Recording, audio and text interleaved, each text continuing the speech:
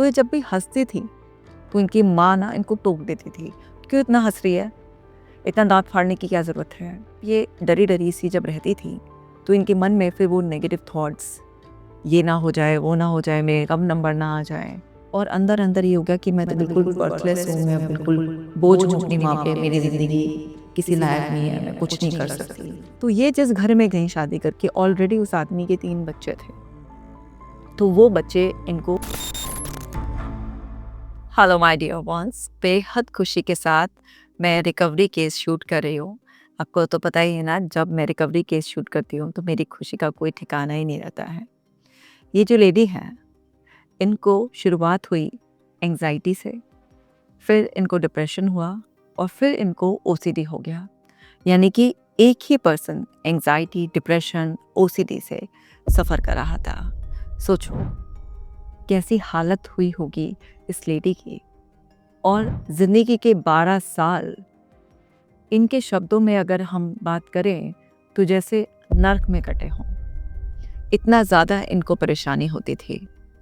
लेकिन अब इनकी ज़िंदगी पूरी तरीके से बदल चुकी है। तो मैं आपको बताती हूँ कि क्या इनके साथ हुआ था और कैसे ये बाहर आई, क्योंकि हर केस हमें कुछ सिखाता है। तो चलिए सुनते हैं इनकी कहानी। जब ये छोटी थी तो इनके फादर की डेथ हो गई। 4 साल की थी तकरीबन, फादर चले गए। अब मम्मी के पास ये अकेली रह गई। मम्मी पढ़ी लिखी थी तो उनकी नौकरी लग गई कुछ समय के बाद। तो घर पे ऐसे कोई फाइनेंशियल क्राइसिस नहीं आए, पर क्योंकि अकेली औरत और यंग एज में विडो हो गई है और एक बेटी की जिम्मेदारी है, तो वो इनको थोड़ा सा डांट कर, टोक कर, थोड़ा सा रेस्ट्रिक्शंस पे रखती थी, ताकि बच्ची बुरी नज़रों से बची रहे। और उनको ऐसा लगता था कि अगर बच्ची को मैं थोड़ा सा डिसिप्लिन में रखूँगी तो उसको डांट कर रखना सही है। तो इनकी माँ का ऐसा थॉट प्रोसेस था। तो ये जब भी हँसती थी तो इनकी माँ ना इनको टोक देती थी, क्यों इतना हँस रही है, इतना दाँत फाड़ने की क्या ज़रूरत है। या जैसे बच्चा है, अगर वो थोड़ा सा टांग फैलाकर भी बैठ गया है, अब छोटा लड़का हो या लड़की हो, तो थोड़े से इस तरीके से बैठ जाते हैं, इतना ध्यान नहीं देते बच्चे। तो वो इस बात पर बहुत ज़्यादा डाँटना, बिल्कुल भी तमीज़ नहीं है, ये टाँग चौड़ा कर क्यों बैठी हुई है, बैठने की तमीज़ सीखो, बोलने की तमीज़ सीखो, इतना हँसने की क्या ज़रूरत है। हर बात पर डाँट पड़ जाती थी। मतलब वो प्यार से बैठाकर कुछ बात नहीं समझा देती। वो जो भी बोलती थी वो एकदम से डाँट कर बोलती थी। उनकी बातों में एक झल्लाहट होती थी कि क्यों नहीं समझ रही है, एकदम से बड़ी क्यों नहीं हो रही है। इस बात का उन पर नेगेटिव इम्पैक्ट पड़ना स्टार्ट हो गया और धीरे धीरे वो अपनी मदर से ही डरने लगी। उनको अपनी मदर के सामने बिल्कुल भी फ्री नहीं फील होता था। उनको ऐसा लगता था कि पता नहीं मदर कब किस बात पर डांट दे। धीरे धीरे पढ़ाई जैसे बोझ बढ़ता चला जाता है, बच्ची क्लास में बढ़ती चली जाती हैं, तो थोड़ा स्टडी का प्रेशर आता है, तो स्टडी में इतना अच्छा परफॉर्म नहीं कर पा रही थी, क्योंकि उनको जो शौक था वो था डांस करने का, पेंटिंग बनाने का, थोड़ा क्रिएटिव साइड उनका माइंड चलता था। तो स्कूल की पढ़ाई उनको ज़्यादा समझ में नहीं आ रही थी। इस बात पर भी माँ बहुत डाँटती थी और बहुत पिटाई भी कर देती थी। अगर थोड़े से भी मार्क्स कम आते थे, तो कई सारे थप्पड़ पड़ जाते थे और बहुत कुछ सुनने के लिए मिलता था। तो इस तरीके से छोटी-सी उम्र से ही ये डर में रहने लगी और इनको एंग्ज़ायटी ट्रिगर हो गई। क्योंकि हर समय इनके दिमाग में यही डर बना रहता था कि पता नहीं किस बात पर मम्मी डाँट देगी, मम्मी टोक देगी या मम्मी मार देगी।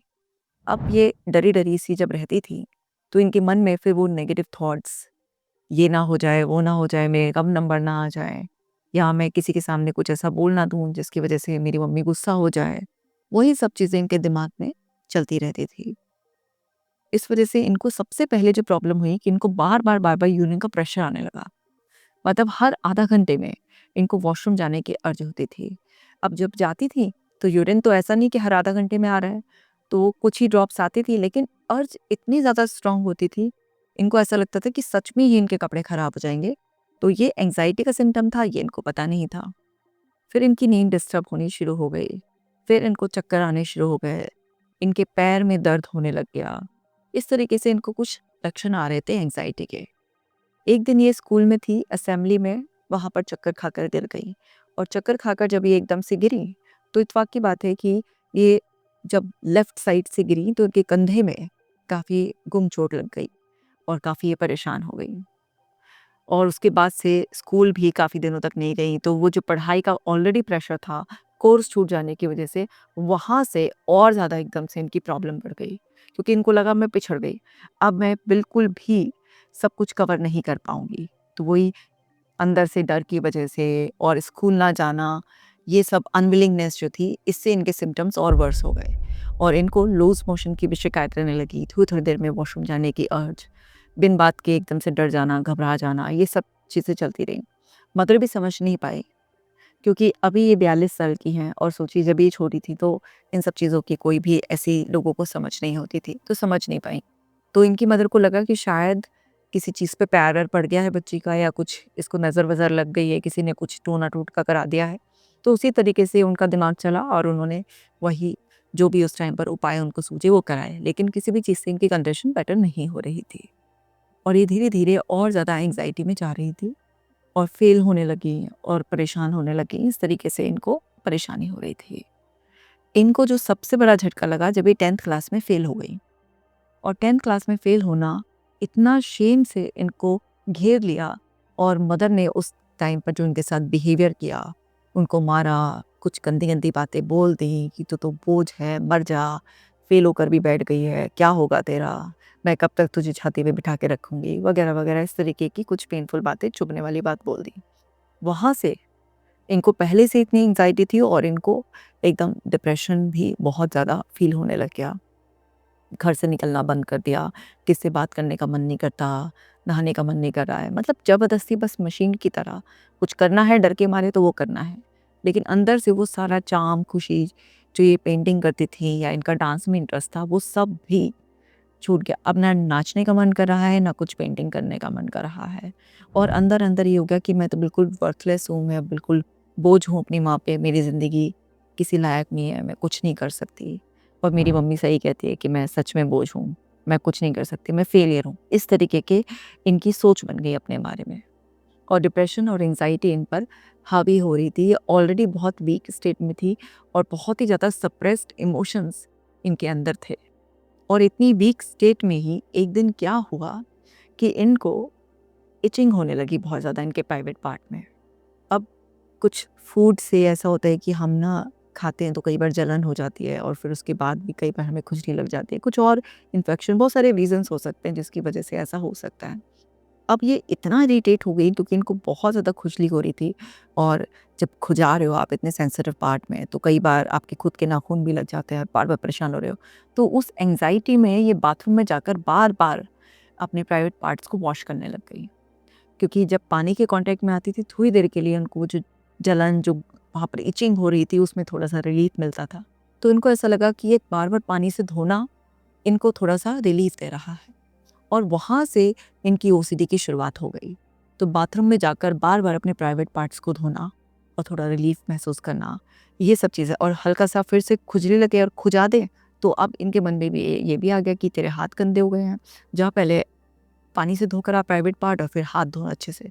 और इनको समझ में ही नहीं आया कि ये कैसे एकदम ओसीडी के लूप में फंसती चली गई। तो बार बार जाकर अपने प्राइवेट पार्ट्स धोना और फिर उसके बाद हाथ धोना, और इन्होंने सडनली उस टाइम तो समझ नहीं पाए कि ये कोई ओसीडी का पैटर्न है, और या मेरा हाथ धोने का तरीका इतना क्यों बदल रहा है, मैं क्यों ज़्यादा समय तक हाथ धो रही हूँ, या क्यों मेरा मन कर रहा है कि मैं हाथों को बिल्कुल ऐसे धोऊं कि यहाँ बीच में भी, उंगलियों के बीच में भी साबुन लगा के रगड़ूं, फिर यहाँ से भी करूँ, यहाँ से भी करूँ, पूरा का पूरा हाथ ऐसे एक एक उंगली सेपरेट धोना, और मतलब पूरी तरीके से ऐसे चारों तरफ से इस तरीके से रगड़ रगड़ के धोना। इनको समझ में ही नहीं आया कि जो हाथ में यूं ही धो लेती थी, या हर बार साबुन से भी हाथ धोने की ज़रूरत नहीं थी, वो मुझे इतना ज़्यादा हाथ धोने का क्यों मन कर रहा है, क्योंकि अंदर के पहले ही सारी केमिस्ट्री इनकी बिगड़ी हुई थी। बहुत लंबे समय से एंग्जाइटी थी, फिर डिप्रेशन में चली गई थी, और बस इस तरीके से इनका ओसीडी भी ट्रिगर हो गया। हाथ धोने में टाइम बढ़ने लग गया, फिर बार-बार अपने प्राइवेट पार्ट्स को वॉश करना की आदत जाने लगी। फिर इन्होंने नोटिस किया कि कुछ समय समय के बाद इनका नहाने का टाइम भी बढ़ने लग गया। ये अपने अंडरगारमेंट्स जो धोती थी, अपने और भी कपड़े धोती थी, वो सब में भी इनका टाइम बढ़ता चला गया, और इनको ये समझ में नहीं आ रहा था कि मेरे साथ क्या हो रहा है। लेकिन इनका मन सैटिस्फाई नहीं होता था जब तक ये एक्सेसिव क्लीनिंग ना कर लें, जब तक इनको चैन ही नहीं पड़ता था। इनको कहता था नहीं, अभी नहीं हुआ, अभी नहीं हुआ, करते जाओ, करते जाओ, करते जाओ। और पता कुछ था ही नहीं कि ये ओसीडी बीमारी है, ऐसे दिमाग की बात नहीं सुननी है। और इस तरीके से ये क्लीनिंग ओसीडी में भी फँस गईं। मतलब पहले से ही कंडीशन इतनी ख़राब थी, इतनी परेशानी में थी और अब ओसीडी इनके लिए सबसे ज़्यादा टॉर्चर करने वाली बन गई। क्यों? क्योंकि मन संतुष्ट ही नहीं होता। अब इतना एक्सेसिव टाइम जब ट्रेनिंग में लग गया तो मम्मी की गालियाँ भी और बढ़ गईं। मम्मी की मार-पिटाई भी और बढ़ गई। कोई इंसान ऑलरेडी इतना सफ़र कर रहा है और फिर उसको गंदी-गंदी गालियाँ दी जा रही हैं, उसको मारा-पीटा जा रहा है, उसको समझा नहीं जा रहा उसके दुःख-तकलीफ़ को, बल्कि और उसे कामचोर बोला जा रहा है। उसे गंदी गाली देकर ये बोला जा रहा है कि अब ये बाथरूम में घुसी रहती है और बचने के लिए नाटक करती है इस तरीके से। बच्चा बाथरूम में है और जो है ना वो कपड़े भी नहीं पहने हुए हैं और तब माँ दरवाज़ा खोलकर अंदर जाकर बाल पकड़ के निकाल रही है, मार रही है, पीट रही है। सोचो कितना टॉर्चर हुआ होगा कि एक 18 साल की लड़की के साथ ये सब चीज़ें मतलब हो रही हैं। तो कितना उसको शर्म आती होगी अपने ऊपर और कितना अंदर तक दुःख होगा। तो वो कोई समझ ही नहीं रहा है किससे कहें। घर में कोई है नहीं, कोई बहन-भाई नहीं है, पापा नहीं है, सिर्फ़ माँ है और माँ का बिहेवियर इस तरीके का है। तो वो चीज़ इनके लिए बहुत पेनफुल होती चली गई और ऐसे करते-करते ही इनके कुछ साल निकल गए। जब ओसीडी में हुई ये मतलब ओसीडी में एंटर करी, तब से लेकर इनके जो 12 साल ओसीडी में निकले, वो इनके लिए बहुत ही ज़्यादा पेनफुल थे। मतलब हद से ज़्यादा इनके लिए वो पेनफुल साल थे।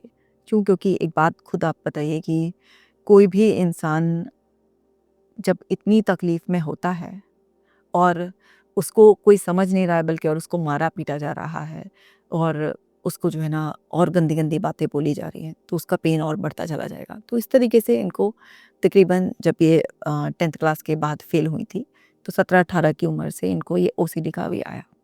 तो 12 साल तक इनको किसी भी तरीके की कोई सपोर्ट नहीं मिली और ये बिल्कुल ऐसे ही ओसीडी के लूप में फँसी रहीं और तरह-तरह से इनको यही सफाई के वहम होते रहते थे। पूरे घर के दरवाज़े, कुंडे मतलब जितना भी साफ-सफाई ये कर सकती थी एक दिन में एग्ज़ॉस्ट होकर उतनी साफ-सफाई ये करती थी। इस तरीके से इनकी हालत हो गई थी। जब ये तकरीबन 30-31 साल की थीं, तब जाकर ये हुआ कि इनकी मदर को किसी ने बोला कि ये ना मानसिक रोगी है और इसकी जो है ना कंडीशन ख़राब है। भई तुम ये झड़वाने-वड़वाने, इसे गाली-गलौज करने, मारने-पीटने इस चक्कर में मत पड़ो। 30 साल की हो गई है, शादी भी नहीं होने की है, इस हालत में कैसे शादी होगी? सारा दिन में बाथरूम में घुसी रहती है। घर में बैठी-बैठी और उम्र चढ़ जाएगी, कुछ नहीं होने का। तब जाकर इनकी मदर ने डॉक्टर को दिखाया। डॉक्टर ने जो दवाई वग़ैरह दी, उससे टेम्परेरी उनकी कंडीशन कंट्रोल होने लग गई और उनके कुछ साल बहुत आराम से निकल गए। क्योंकि दवाइयों से कंडीशन कंट्रोल हुई तो उनकी साफ-सफाई की जो ये इतना घंटों-घंटों तक की आदत थी वो काफ़ी हद तक कंट्रोल हो गई। डिप्रेशन भी थोड़ा कम होने लग गया और एंग्ज़ायटी में भी थोड़ा-सा रिलीफ़ मिलने लग गया। तो वहाँ पर ये लोग और बिल्कुल रिलैक्स हो गए और उनकी मदर को ये लगा कि चलो भई कुछ गोलियाँ खानी है, लेकिन काम चल रहा है इस तरीके से। तो इनके आराम से फिर 4-5 साल बहुत अच्छी तरीके से निकल गए। अब इनकी कंडीशन थोड़ी कंट्रोल में आई तो इनकी मदर ने इनकी शादी कर दी उस आदमी से जिसके ऑलरेडी 3 बच्चे थे और उसकी वाइफ की डेथ हो गई थी। क्योंकि ये भी ऑलरेडी 35 साल के करीब की हो गई थी तो और कोई ऑप्शन मिल नहीं रहा था तो इनकी मदर ने शादी कर दी। तो ये जिस घर में गईं शादी करके ऑलरेडी उस आदमी के 3 बच्चे थे। तो वो बच्चे इनको मदर के रूप में एक्सेप्ट नहीं कर पाए और इनकी एंग्ज़ायटी, डिप्रेशन और जो ओसीडी था वो पूरी तरीके से ठीक नहीं हुआ था। वो था इनके अंदर, लेकिन मेडिसिन्स ने कंट्रोल कर रखी थी। जहाँ पहले 3-3 4-4 घंटे बाथरूम में लगा देती थी, तो अभी वो 40-45 मिनट में हो जाता था। तो इनकी मदर को लगा मैनेजेबल है, सब कुछ है और लड़की मेरी इतनी बीमार है, दवाइयाँ चल रही हैं, तो 3 बच्चों के बाप से ही शादी हो रही है, ये भी गनीमत है। वो शादी कर ली। वहाँ जाकर बच्चों ने इनको एक्सेप्ट नहीं किया और जो इनका हस्बैंड था, वो भी जो है ना ड्रिंक्स वगैरह इस तरीके से लेते थे। उनकी भी कुछ ऐसी हैबिट्स थी जिससे वो आउट ऑफ कंट्रोल हो जाते थे फिर। और इनको कुछ ना कुछ बोल देते थे। तो इस चक्कर में वो जो इनकी कंडीशन थोड़ी-सी कंट्रोल हुई हुई थी, वो कंडीशन वापस से बिगड़नी शुरू हो गई। और फिर वो कंडीशन जब वापस से बिगड़नी शुरू हुई, तो मेडिसिन भी उतना सपोर्ट नहीं दे पा रही थी, जो इतने कुछ सालों तक उनको रिलीफ़ दिया। तो इनका फिर से टाइम बढ़ने लग गया उस सब चीज़ों का। फिर से इनको बहुत एंग्ज़ायटी होने लगी, इनको पैनिक अटैक आने लगा, इस तरीके से कंडीशन बहुत ख़राब हो गई। तो फिर वहाँ पर और इनके लिए पेनफुल हो गया क्योंकि इनकी मदर से कंप्लेन होती थी। मदर आती थी फिर उनको ही डाँट कर चली जाती थी। तो इस तरीके से वो सब चीज़ें इनके लिए और कंडीशन बिगड़ती चली गई। इस तरीके से 4-5 साल और निकल गए और क्योंकि ऑलरेडी 3 बच्चे थे तो इनको कोई बेबी प्लान नहीं करना था, कुछ नहीं उस तरीके से। लेकिन ये निकलते-निकलते इस तरह से इनकी कंडीशन बिगड़ती ही जा रही थी। तो बहुत ज़्यादा परेशान थी, फिर उन्होंने वीडियोज़ देखनी शुरू करी कि भई ये आखिरकार मैं अपनी मदद कैसे कर सकती हूँ? क्या क्योंकि डेली-डेली अगर कोई इंसान इतना परेशान हो रहा है, टॉर्चर हो रहा है, कोई समझ ही नहीं रहा है, ना पति समझ रहा है, ना बच्चे समझ रहे हैं, ना माँ समझ रही है। तो पता नहीं इनके मन में क्या आई, इन्होंने कहा कि मेरे को अंदर से ऐसा महसूस हुआ कि जैसे कोई आवाज़ है जो मुझे कह रही है कि अब तुझे खुद की मदद करनी है। अब पढ़ी-लिखी ज़्यादा थी नहीं, 10th क्लास में फ़ेल हो गई, उसके बाद पढ़ाई भी नहीं हुई। लेकिन उसके बावजूद भी इन्होंने साहस जुटाया और यूट्यूब पर वीडियो देखनी शुरू करी। तब इनको अपनी कंडीशन के बारे में पूरी तरीके से समझ में आया कि ये जो मुझे इतने सालों से दवाइयाँ भी दी जा रही हैं, ये सब ओसीडी की बीमारी की दी जा रही है और ये सब चीज़ें। तो उनको समझ में आया और मैं कैसे मदद कर सकती हूँ। तो इन्होंने जब वीडियो देख कर अपने आप को समझना शुरू किया कि अच्छा ये ओसीडी के विचार हैं, ऐसा मन कर रहा है बार-बार लेकिन सफाई नहीं करनी है, ज़्यादा सफाई करेंगे तो बीमारी बढ़ती चली जाएगी। दवाइयों से टेम्परेरी रिलीफ मिलता है। इस तरीके से इन्होंने अपना ही विज़डम यूज़ करना शुरू करा और दवाइयाँ भी अभी चल रही थी और अपना भी इन्होंने जब अपना समझ लगानी शुरू करी तो उनकी सिचुएशन काफ़ी और बेटर होने लगी और फिर इन्हें विश्वास आया कि भई मैं अगर अपने ऊपर थोड़ा-सा मेहनत करूँ, जब मैं वीडियो देखकर ही इतना अपने आप को ठीक कर सकती हूँ, तो मैं अगर ट्रीटमेंट ही ले लूँगी ये वाला जो उसका इलाज है, तो मैं ठीक हो जाऊँगी। फिर उन्होंने अपने हस्बैंड से रिक्वेस्ट किया कि आप समझो मुझे और मेरा थोड़ा-सा सपोर्ट करो और मुझे ये बीमारी है, मैं दवाइयाँ अब छोड़ना चाहती हूँ और मैं ठीक होना चाहती हूँ, इलाज कराओ। तो हस्बैंड से अच्छी खासी कुछ बनती नहीं थी, लेकिन फिर भी हस्बैंड ने इतना तो सपोर्ट कर ही दिया कि चलो, अगर तुम ठीक हो जाओगी इससे और हमारा घर में सुख शांति हो जाएगी, सब कुछ हो जाएगा तो इलाज करा देता हूँ। इस तरीके से जब ये मेरे पास आईं कि इतना ज़्यादा परेशान होने के बाद तो तब जाकर जो है ना, इन्होंने जो है ना, ये सब चीज़ें मुझे बताई जो शेयर अभी मैंने आपके साथ करी हैं। और मतलब इतना ज़्यादा मैंने तो आपको नॉर्मली तरीके से बता दिया, लेकिन जब वो अपनी सारी बातें मुझे पिछली बता रही थी कि वो जो स्पेशली 12 साल थे इनके, जब इनके पास कोई मेडिसिन का सपोर्ट नहीं था, कुछ नहीं था, बस रोज़ माँ की गालियाँ, ताने ये सब थे, जो निकाले हैं, वो बहुत पेनफुल है, वो ट्रॉमा की तरह इनके अंदर बैठे हुए थे। स्ट्रगल बाद में भी थी, लेकिन वो 12 साल तो ये बोलती नर्क झेला है मैंने। उसके बाद मेरी थोड़ी कंडीशन बेटर होनी शुरू हो गई थी और अब मुझे कंप्लीटली इससे बाहर निकालो आप। तो तब हमने उनके अंदर का जो ट्रॉमा था, जो उनके मदर की खुद की कही हुई बातें, जो मार-पिटाई, जो अंदर सारी की सारी उनकी बॉडी ने वो सब स्टोर कर रखे थे सप्रेस्ड इमोशंस, तो कैथार्सिस प्रोसेस में लेकर गए उनको और कैथार्सिस के ज़रिए उनके अंदर से वो सारे सप्रेस्ड इमोशंस निकाले, क्योंकि आपके जो भी सप्रेस्ड इमोशंस होते हैं, सारे जाकर आपके गट एरिया में, आपके पेट में स्टोर हो जाते हैं और फिर वहाँ से सारे आपके हैप्पी हार्मोन्स डिस्टर्ब होने लग जाते हैं। आपकी गट हेल्थ बहुत ज़्यादा बिगड़ जाती है। आपका वेगस नर्व ओवरलोड हो जाती है। सारा ना गट ब्रेन एक्सेस डिस्टर्ब हो जाती है और इस तरह से एंग्ज़ायटी, डिप्रेशन, ओसीडी की ये सब प्रॉब्लम्स में आप घिर जाते हैं। तो हमने सबसे पहले उनको खाली किया। उनके अंदर बहुत दर्द था। जो ओसीडी ने उनको दर्द दिया, वो तो था ही उनके अंदर। जो और उनको डिप्रेशन में वर्थलेस फ़ील होता था। हर दिन उनके मन में एक ये था कि बस ज़िंदगी किसी तरीके से ख़त्म हो, पीड़ा से मुक्ति मिले। और उसके शादी के बाद भी ना बच्चों का प्यार मिल रहा है, ना पति का प्यार मिल रहा है और शादी के बाद भी माँ आती है, कभी भी डाँट कर चली जाती है। ये सब जो उनके अंदर भरा हुआ था, जिससे वो पूरी तरह से भरी हुई थी, सबसे पहले वो खाली किया। क्योंकि जब तक वो खाली नहीं किया जाएगा, कोई इंसान ठीक नहीं हो सकता। तो उसको खाली किया। उसके बाद उनकी एंग्ज़ायटी को कंट्रोल करने के लिए उनके जो बिलीफ बन गए थे अपने बारे में कि मैं बिल्कुल यूज़लेस हूँ, बेकार हूँ, वर्थलेस हूँ, किसी काम की नहीं हूँ। मेरा नसीब ही बिल्कुल बेकार है, मुझे किसी का प्यार नहीं मिल सकता, कोई मुझे समझ नहीं सकता। जो तरह-तरह के उनके अंदर मन में नकारात्मक भाव और जो विश्वास बन गए थे, वो सबको बदलने की हेल्प करी। और जब इतना आप काम कर लेते हो, बॉडी से वो सारी की सारी एंग्ज़ायटी और वो सारी ट्रॉमेटिक मेमोरी को निकाल के बाहर फेंक देते हो आप, सबकॉन्शियस माइंड को क्लीन कर देते हो, तब जाके ओसीडी को कंट्रोल करना भी आसान हो जाता है। और फिर यही हुआ कि बहुत सारा सोमैटिक वर्क करने के बाद, सारे कैथार्सिस प्रोसेस से गुजरने के बाद, डाइट, लाइफ़स्टाइल चेंज करने के बाद, सब चीज़ें समझाने के बाद, उसके बाद जब ओसीडी के अर्जेस को जो आती थी या जो उनको बार-बार अब हैबिट्स भी पड़ गई थी इतने सालों में, ये सब करने की, तो वो सब उनका धीरे-धीरे कंट्रोल में आया। क्योंकि कई बार कुछ चैलेंजेस ऐसे आते हैं कि इंसान करना तो चाह रहा होता है, लेकिन उसे फैमिली का पूरा सपोर्ट नहीं मिल पाता या चाहते हुए भी उसका खुद का माइंड डाउट क्रिएट करता है। जैसे इनका माइंड ये कहता था कि अच्छा, खुद का ही माइंड जब ये कहती थी कि ये ओसीडी का थॉट है, कि ओसीडी की अर्ज है, ओसीडी कह रहा है अब ये साफ़ नहीं हुआ है और तुम साफ़ करो। तो इनका माइंड ही इनको क्या बोलता था कि तुम कामचोर हो। काम से बचने के लिए तुम ये कह रही हो कि ये ओसीडी कह रहा है कि अभी साफ़ नहीं हुआ, तुम साफ़ करो। ये वॉइस कहाँ की थी? ये वॉइस इनकी माँ की थी। क्योंकि इनकी माँ ने कहा था कि तू बाथरूम में इसलिए घुसी रहती है क्योंकि तू कामचोर है, तू काम नहीं करना चाहती है, तू बाथरूम में पड़ी रहती है। और गंदी-गंदी गाली देकर बोला था ये बात। तो वो जो डाउट वाली वॉइस थी, वो कहाँ की वॉइस थी? वो इन्हीं की माँ की वॉइस थी, कि अगर ये पहचान भी रही है कि ओसीडी की अर्ज है, ये थॉट इनका नहीं है, ओसीडी का थॉट है, लेकिन वहीं पर ही फिर दूसरी आवाज़ आ रही है कि तू ये साफ़-सफ़ाई करने के काम से बचना चाह रही है। तो बड़ी स्ट्रगल थी, बड़ा कन्फ्यूज़न था कि भाई मैं क्या करूँ? इस पर एक्ट करूँ? मैं सच में कामचोर हूँ या सच में ये ओसीडी की एक फ़ेक अर्ज है और मुझे इस पे सफाई नहीं करनी है? बहुत कन्फ्यूज़न, लेबलिंग सिखाने के बावजूद भी इतना कन्फ्यूज़न में था। लेकिन धीरे-धीरे इनके अंदर से जब वो इनकी मदर की वॉइस को बिल्कुल ही म्यूट कराया गया और वो सब चीज़ें, इनका जो पूरा कैथारसिस प्रोसेस था, जो सोमैटिक रिलीफ प्रोसेस था, जब वो कंप्लीट हुआ, जब जाकर वो उनके अंदर से वॉइस ख़त्म हुई और फिर ये ओसीडी को अपने आप से सेपरेट करके एक अलग आइडेंटिटी की तरह, कि वो बस बुली कर रहा है इनको, उसकी बात नहीं मानी। और जब इन्होंने कंपल्शंस पे कंट्रोल पा लिया और इनकी एंग्जाइटी नेचुरल वे में एकदम से डाउन होने लग गई, तब जाकर धीरे-धीरे इनके लिए वो सिचुएशंस नॉर्मल होती गई। इतनी आसान नहीं थी इनकी रिकवरी जर्नी, बहुत अप एंड डाउन के साथ थी, क्योंकि कभी-कभी हस्बैंड सीधा और कितना तुम्हारा इलाज कराएँ, बंद करा दूँगा, धमकी में, एक टेरर में रहते थे।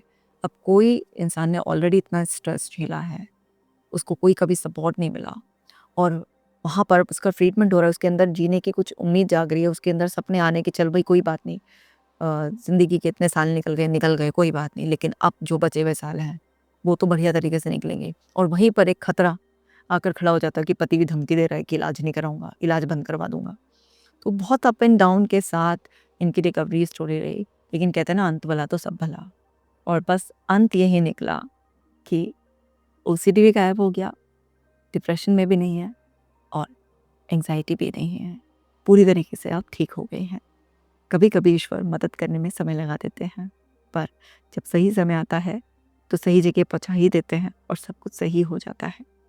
अब ये तो खुश हैं, ये तो निकल गई हैं बाहर, पर आपको भी अपनी मदद करनी है, आपको भी समझना है। देखिए, इनकी असली मदद कब हो पाई? समझिए, इनकी असली मदद तब हो पाई जब ये खुद प्रयास से ये समझी कि हाँ, ये एक ऐसी बीमारी है जिसमें मन बस कल्पनाओं के आधार पर तंग करता है और इसका इलाज बिना किसी दवाई के भी संभव है। इसकी कुछ थेरेपीज़ वगैरह होती हैं। इनको पूरा तो समझ में नहीं आया, लेकिन इनको ये समझ में आ गया था कि इसका इलाज है और भी लोग ठीक हो रहे हैं, तो मैं भी हो सकती हूँ। जब इन्होंने खुद समझा उस चीज़ को और खुद के लिए स्टैंड लिया और बोला कि मुझे मदद की ज़रूरत है और मेहनत करी, तब जाकर ये बाहर निकल आई। तो दूसरे के केस से हमें कुछ सीखने को मिलता है। तो हम क्या सीखेंगे इससे कि भई आपको अपने अंदर ही वो जागरूकता पैदा करनी होगी अपने लिए। आपको अपनी आवाज़ उठानी होगी। दूसरे का सपोर्ट कैसा भी है, पर जैसे भी मिल रहा है, आपको उसका फ़ायदा उठाना होगा। आप ही हैं जो आपको अपनी सारी परेशानियों से मुक्ति दे सकते हैं। दूसरा एक सीख इस केस से मिलती है कि भई कभी भी आपके घर में अगर कोई व्यक्ति परेशान है, तो उसे गाली-गलौज करना, मारना-पीटना, उसकी परेशानी बढ़ा देना, उसे समझना नहीं, ये सब बहुत गलत बातें हैं। अगर कोई इंसान परेशान है, सपोज़ कोई बच्चा ही है, पढ़ाई में पिछड़ रहा है, उसने घर में चुप-चुप रहना शुरू कर दिया है, वो रो रहा है, उसको शरीर में कोई तकलीफ़ हो रही है, या अगर उसे कोई ओसीडी का पैटर्न आ रहा है, किसी भी तरीके से उसका नहाने-धोने किसी भी चीज़ में टाइम बढ़ रहा है या वो स्टक हो रहा है, कन्फ्यूज़ हो रहा है किसी भी बात पे, आप छोटे-छोटे इनिशियल क्लूज़ पकड़ो, समझो। ये नहीं है कि आप उसे और कोसने लगो, उसे मारने-पीटने लगो, बिल्कुल नॉन सपोर्टिव ज़ोन में चले जाओ। ये गलत बात है। चलिए, इनकी मदर की तो एक अलग बात है, पढ़ी-लिखी थी वो तो, नौकरी कर रही थी, सब कुछ कर रही थी, लेकिन फिर भी नहीं समझ पाईं और धीरे-धीरे क्या हालत हो गई, 10वीं में फ़ेल हो गई हैं, ना पढ़ लिख पाईं और वो जो 12 साल तक इनको बिल्कुल भी सपोर्ट नहीं मिला, वो इनकी ज़िंदगी का सबसे टॉर्चर वाले दिन थे। क्योंकि बाद में तो मेडिसिन से कुछ-कुछ कंडीशन कंट्रोल हो रही थी, तो लाइफ़ थोड़ी नॉर्मल सी दिखती थी। लेकिन किसी इंसान ने कितना लंबा समय झेला है इन सब चीज़ों में, आप उसकी तकलीफ तो समझो ना, कि कोई इंसान नाटक मतलब इतने लंबे समय तक नाटक कर लेगा, आपको नाटक लग रहा है उसका ये सब, आप नाटक करके दिखाओ। आप करके दिखाओ ना ये नाटक, नहीं कर पाओगे भई। कोई इंसान सर्दी हो, गर्मी हो, बरसात हो, कोई भी समय हो, वो बाथरूम में इतनी देर तक घुसा हुआ है, अपने हाथ गला रहा है, सफाई करे जा रहा है, नाटक थोड़ा ना कर रहा है वो, उसको सच में तकलीफ है। तो सीखने वाली बात ये है कि चलो जब अवेयरनेस नहीं थी, कुछ नहीं था, अलग बात है, लेकिन अब तो सब अवेयरनेस है। अगर अब भी कोई ऐसी गलती करे, तो वो सच में बहुत गलत बात है। और सबसे बड़ी सीख क्या है कि किसी भी तरीके की समस्या में आप कितने भी सालों से फंसे भी क्यों ना हो, पर आप उससे बाहर आ सकते हैं। समय ज़रूर लगेगा, ये 2 दिन में नहीं होगा। हो सकता है आपको 7-8 महीने लग जाएँ, हो सकता है आपको साल डेढ़ साल लग जाए, लेकिन ये होगा ज़रूर। पूरी तरह से जड़ से वो समस्या चली जाएगी और आप पूरी तरीके से ठीक हो जाएँगे। सो माय डियर वन्स, इन्होंने बहुत तकलीफ़ झेली है। इनको ढेर सारी ब्लेसिंग्स दो ताकि अब ये बिल्कुल खुश रहें, एकदम अच्छी तरीके से अपनी ज़िंदगी जिएँ। वो जो मिस हो गया इतने सालों में, अब ये उसे जी पाएँ। और साथ ही साथ आप भी अपने आप से प्रॉमिस करो कि अब अगली रिकवरी का नंबर आपका है। इस वीडियो को ज़्यादा से ज़्यादा लोगों के साथ शेयर करो। मिलती हूँ आपसे नेक्स्ट वीडियो में। अपना ख़ास ख़्याल रखना।